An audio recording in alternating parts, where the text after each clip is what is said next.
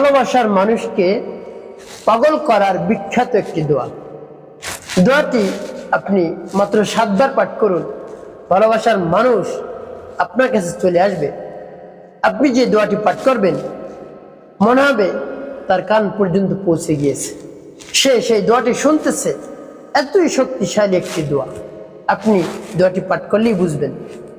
আর যখন সে এই দোয়াটি শুনবে, এই দোয়াটি যখন আপনি পাঠ করবেন, সে একেবারে পাগল পাড়া হয়ে যাবে, আপনার কাছে ছুটে আসতে বাধ্য হবে, কোনো কিছুই তাকে আটকে রাখতে পারবে। এত শক্তিশালী এবং দামি এই দোয়াটি। প্রিয় ভাই বোনেরা, সেই আমলটি আপনি কেমন করে করবেন আমি বলে দিচ্ছি। প্রিয় ভাই বোনেরা, আমলটি করে যখন আপনি উপকার পাবেন, আপনি একেবারে আনন্দে আত্মহারা হয়ে যাবেন, খুশি হবেন আপনি সবচেয়ে বেশি। আপনি মনে করবেন আরো আগে কেন আমি এই আমলটি পাইনি, এই দোয়াটি পাইনি, তাহলে আগেই করতাম। কোনো সমস্যা নেই, এখন পেয়েছেন। পরিপূর্ণ বিশ্বাস এবং আস্থা নিয়ে আমলটি করুন, আপনি অবশ্যই উপকৃত হতে পারবেন। একেবারে সম্পূর্ণ একটি নতুন এই দোয়া, হয়তো ইতিপূর্বে আপনি শোনেননি, আজকে নতুন হতে পারে। একেবারে নতুন একটি দোয়া। প্রিয় ভাই বোনেরা, এই দোয়াটি আপনি পাঠ করে, প্রিয় ভাই বোনেরা, এই দোয়াটি আপনি 7 বার পাঠ করুন, ভালোবাসার মানুষ আপনার টানে চলে আসবে, ভালোবাসার টানে চলে আসবে।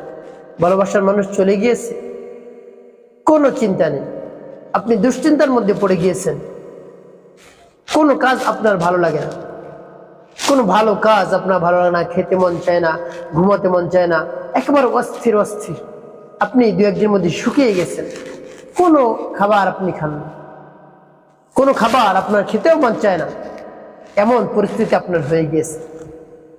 আপনার দুশ্চিন্তার কারণ নেই, দোয়াটি পাঠ করুন, ভালোবাসার মানুষ কাছে সাড়া দিবে, ফোন দিবে, আপনার সাথে কথা হবে। যতক্ষণ পর্যন্ত আপনার সাথে কথা না বলবে সে থাকতেই পারে। কাছে যদি আসতে না পারে, সাথে সাথে আপনার সাথে ফোনে কথা বলে সে শান্ত হবে, এর আগে শান্ত হবে না।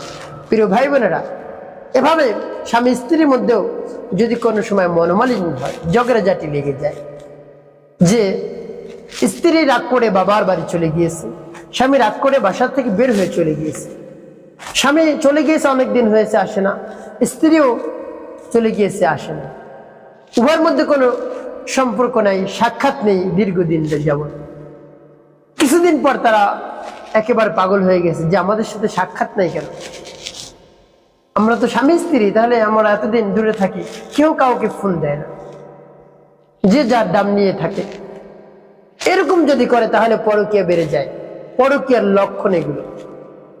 এরকম যদি করেন, ঝগড়া যেটি লাগছে, উভয়জনে বাসা থেকে বেরিয়ে যান, স্ত্রী বাবার বাড়ি, আর যিনি স্বামী থাকেন তিনি বাইরে বের হয়ে যান, এক জায়গায় থাকেন, কোনো যোগাযোগ নেই, তাহলে মনে করেন পরকীয়া বেড়ে যাবে। পরকীয়া দেখা যায় স্ত্রী পরকীয়ায় লিপ্ত হয়ে যেতে পারে, স্বামীও পরকীয়ায় লিপ্ত হয়ে যেতে, আপনাদের সংসার শেষ।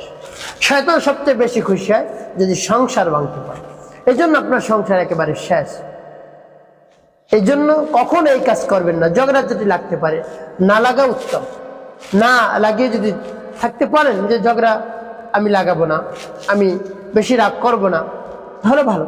যদি লেগে যায়, মনোমালিন্য হয়ে যায়, সাথে সাথে একজন অপরজনের সাথে কথা বলবেন। যিনি আগে কথা বলবেন তিনি হলো উত্তম চরিত্রের অধিকারী, তার মধ্যে রিয়া কম, অহংকার কম। আর যার রিয়া কম, অহংকার কম, তাকে রব্বুল আলামিন ভালোবাসেন। যার মধ্যে অহংকার কম তাকে রব্বুল কারীম ভালোবাসেন, অসংখ্য অগণিত সব তাকে দান করেন।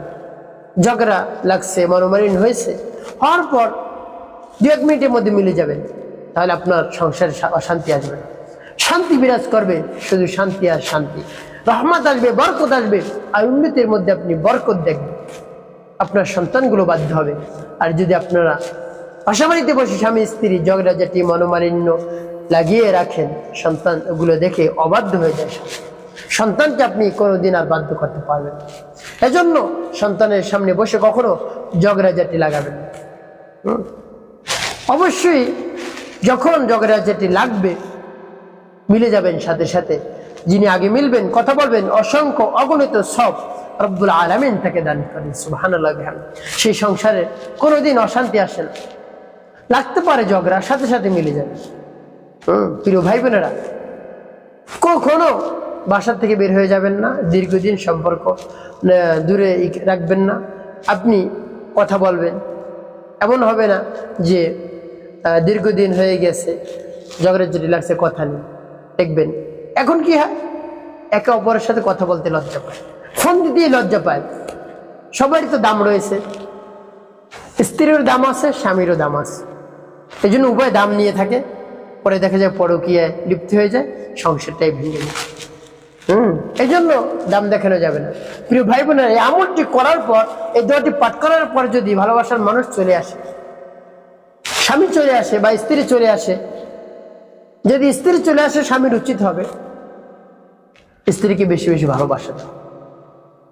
আগের যে বেশি ভালোবাসা দেওয়া, তাহলে সেই ভালোবাসাটা অটুট থাকবে।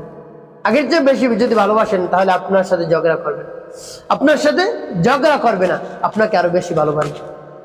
আবার স্বামী যদি চলে আসে, স্ত্রীর উচিত হবে স্বামীকে বেশি বেশি ভালোবাসা দেওয়া। সেজন্য আর কোনোদিন ঝগড়া যেটি না লাগে, মনোমালিন্য না হয় সংসারের মধ্যে, সে খেয়াল করবে। এই জন্য বেশি বেশি ভালোবাসবেন, দাম দিয়ে থাকবেন না, দাম দেখিয়ে থাকবেন না যে কে আগে কথা বলে দেখি। এই জন্য উচিত হবে উভয়ের মধ্যেই এই প্রতিযোগিতা থাকা। ঝগড়া লাগলে আগে কথা বলবো, মনোমালিন্য হলে আগে কথা বলবো, আগে গিয়ে আমি তার সাথে ভালো ভালো কথা বলবো, সেজন্য তার মন যেন ভালো হয়ে যায়, এরকম কথা বলবো, তাহলে অশান্তি আসবে না সংসার।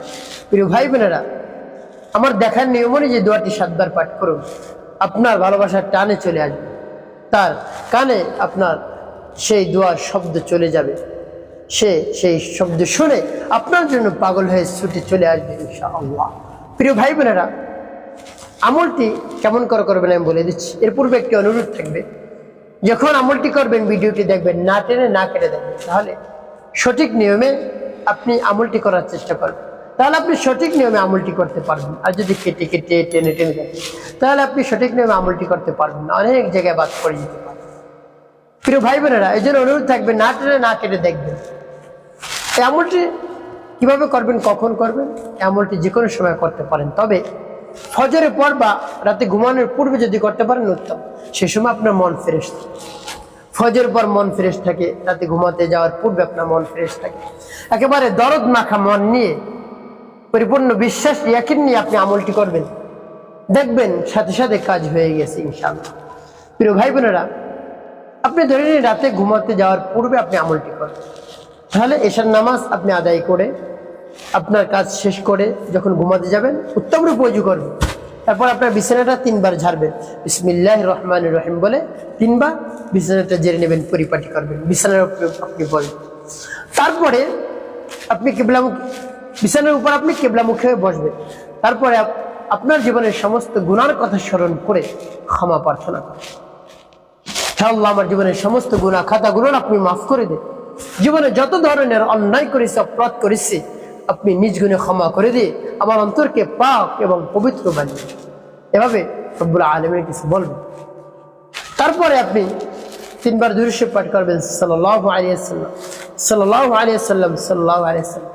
এভাবে যখন ইস্তিগফার এবং দুরূদ শরীফ পাঠ করা হবে, তারপর আপনি সেই দোয়াটি পাঠ করবেন। যখন পাঠ করবেন, মনে মনে বলবেন, হে আল্লাহ, আমার ভালোবাসার মানুষটির কাছে আমি অস্থির হয়ে পড়েছি, দুশ্চিন্তার মধ্যে পড়ে গেছি, পেরেশানির মধ্যে পড়ে গেছি, আমি কোনো কাজ করতে পারছি না, কোনো ইবাদত আমার মন চায় না করতে, খেতে মন চায় না, দিন দিন আমি একেবারে সমস্যার মধ্যে পড়ে যাচ্ছি, ক্লান্ত হয়ে পড়েছি না খেতে, আমার ভালোবাসার মানুষকে আমার কাছে এনে দিন। এভাবে রব্বুল আলামিনের কাছে আপনি বলবেন, দেখবেন ভালোবাসার মানুষের মনকে রব্বুল আলামিন নরম করে দিয়েছেন, আপনার ডাকে সে চলে আসবে, আপনার ডাকে সে সাড়া পেয়ে চলে আসবে, সাথে সাথে আপনার জন্য পাগল পাড়া হয়ে ছুটে চলে আসবে। প্রিয় ভাই বোনেরা, এভাবে সেই দোয়াটি পাঠ করে কি করবেন পরে বলে দিচ্ছি, আগে দোয়াটি বলে নেই। আর দোয়াটি সহিষ্ণুতা করে আপনি পাঠ করবেন। যদি পাঠ করতে আপনার সমস্যা, উচ্চারণ করতে সমস্যা, আমার সাথে শুনে শুনে আপনি উচ্চারণ করবেন।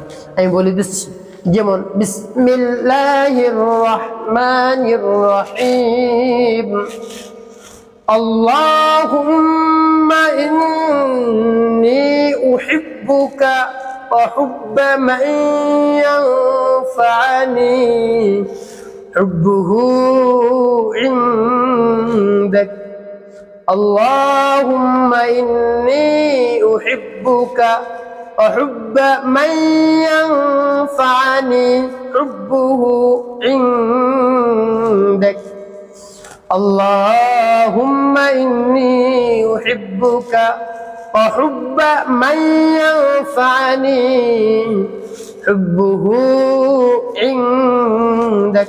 তখন পাঠ করা হবে, একটি ফু দিবেন, তারপর আপনি আবার পাঠ করবেন বিসমিল্লাহির রহমানির রহিম আল্লাহুম্মা ইন্নী উহিব্বুকা ওয়া হুব্বা মান ইয়ানফা'নি হুব্বুহু ইনদাক اللهم إني أحبك وحب من ينفعني حبه عندك اللهم إني أحبك وحب من ينفعني حبه عندك পাঠ করে সবার তারপর আপনি মনে দরদ নিয়ে আবার পাঠ করবেন বিসমিল্লাহির রহমানির রহিম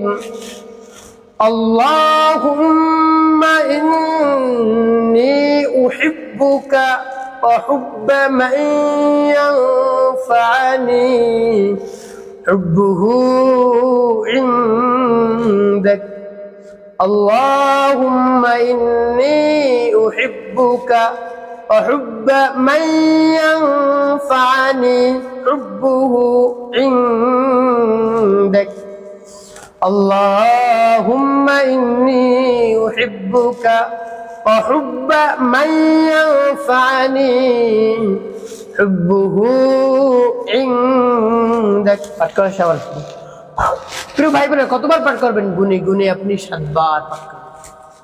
7 বার পাঠ করে 7টি ফু এভাবে দিবেন। তারপরে আপনি কি করবেন? নবী সাল্লাল্লাহু আলাইহি ওয়াসাল্লাম মুহাব্বত নিয়ে, ভালোবাসা নিয়ে আপনি 7 বার দুরূদ ইব্রাহিম পাঠ করবেন। একবার কম পাঠ করবেন, একেবারে মনে থেকে ভালোবাসা নিয়ে নবী সাল্লাল্লাহু আলাইহি ওয়াসাল্লামের মুহাব্বত নিয়ে 7 বার দুরূদ ইব্রাহিম পাঠ করবেন। আল্লাহুম্মা সাল্লি আলা মুহাম্মাদ ওয়া আলা আলি মুহাম্মাদ কামা সাল্লাইতা আলা ইব্রাহিম ওয়া আলা আলি ইব্রাহিম ইন্নাকা হামিদুম মাজিদ আল্লাহুম্মা বারিক আলা মুহাম্মাদ ওয়া আলা আলি মুহাম্মাদ কামা বারাকতা على إبراهيم وعلى آل إبراهيم إنك حميد اللهم صل على محمد وعلى آل محمد كما صليت على إبراهيم وعلى آل إبراهيم إنك حميد مجيد اللهم بارك على محمد وعلى آل محمد كما باركت على إبراهيم وعلى آل إبراهيم إنك حميد اللهم صل على محمد وعلى آل محمد كما صليت على إبراهيم وعلى آل إبراهيم إنك حميد مجيد اللهم بارك على محمد وعلى آل محمد كما باركت على إبراهيم وعلى آل إبراهيم إنك حميد اللهم صل على محمد وعلى آل محمد كما صليت على إبراهيم وعلى آل إبراهيم إنك حميد مجيد اللهم بارك على محمد وعلى آل محمد كما باركت على إبراهيم وعلى آل إبراهيم إنك حميد اللهم صل على محمد وعلى آل محمد كما صليت على إبراهيم وعلى آل إبراهيم إنك حميد مجيد اللهم بارك على محمد وعلى آل محمد كما باركت على إبراهيم وعلى آل إبراهيم إنك حميد اللهم صل على محمد وعلى آل محمد كما صليت على إبراهيم وعلى آل إبراهيم إنك حميد مجيد اللهم بارك على محمد وعلى آل محمد كما باركت على إبراهيم وعلى آل إبراهيم إنك حميد اللهم صل على محمد وعلى آل محمد كما صليت على إبراهيم وعلى آل إبراهيم إنك حميد مجيد اللهم بارك على محمد وعلى آل محمد كما باركت على إبراهيم وعلى آل إبراهيم إنك حميد اللهم صل على محمد وعلى آل محمد كما صليت على إبراهيم وعلى آل إبراهيم إنك حميد مجيد اللهم بارك على محمد وعلى آل محمد كما باركت على إبراهيم وعلى آل إبراهيم إنك حميد এভাবে যখন দুরূদ ইব্রাহিম 7 বার পাঠ করা হয়ে যাবে, তারপরে 2টি ফু দিবেন। প্রিয় ভাই বোন, আপনার আমলটি করা হয়ে গেল। এখন কি করবেন? আপনি তো বিছানায় বসে আছেন, রাতে ঘুমাতে যাবেন, এর পূর্বে আমলটি করলেন, বিছানায় বসে আছেন, সাথে সাথে রব্বি কারীমের দরবারে হাত উত্তোলন করবেন, হে আল্লাহ, আমার ভালোবাসার মানুষকে আপনার কাছে আমি অস্থির হয়ে পড়ছি, দুশ্চিন্তার মধ্যে পড়ে গিয়েছি, পেরেশানির মধ্যে পড়ে গিয়েছি। হে আল্লাহ, আমার মনকে আল্লাহ আপনি শান্ত করে দিন, আমার মনের ব্যথা বেদনা দূর করে দিন। এভাবে রব্বুল আলামিনের কাছে বলবেন, দেখবেন রব্বুল আলামিন আপনার সমস্যার সমাধান করে দিয়েছেন, আপনার দুঃখ কষ্ট দূর করে দিয়েছেন। পরিপূর্ণ বিশ্বাস এবং ইয়াকিন নিয়ে আমলটি করবেন, অবশ্যই উপকৃত হতে পারবেন। প্রিয় ভাই বোনেরা, একটি কথা আপনাকে মনে রাখতে হবে, 5 ওয়াক্ত নামাজ আপনাকে আদায় করতে হবে। মানুষের কল্যাণে খেদমতে কাজ করবেন, অবশ্যই আপনার জীবন হবে সফল এবং শান্তিপূর্ণ ইনশাআল্লাহ।